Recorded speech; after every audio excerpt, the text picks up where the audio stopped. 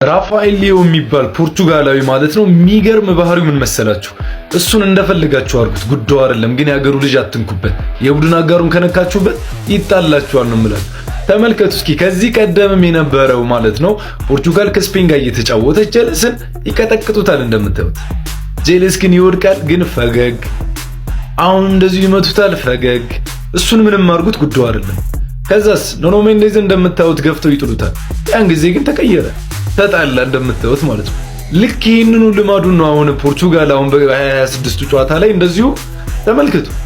በዚህ ጨዋታ ላይ ቀይ አይቷል፣ ግን በሱ ጥፋት አልነበረም። ቀይ እንደምትመለከቱት እሱን እየመቱት እዚህ ጨዋታ ላይ እንኳን ጉዳዩ አልነበረም። ፈገግ ይለዋል። በቃ አሁንም እሱን ይመስል ፈገግ።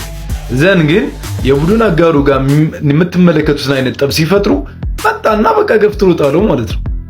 ከዛ አንዳንድ ሲባል በቃ ዳኛው መጥቶ ሁለቱንም ቀይ።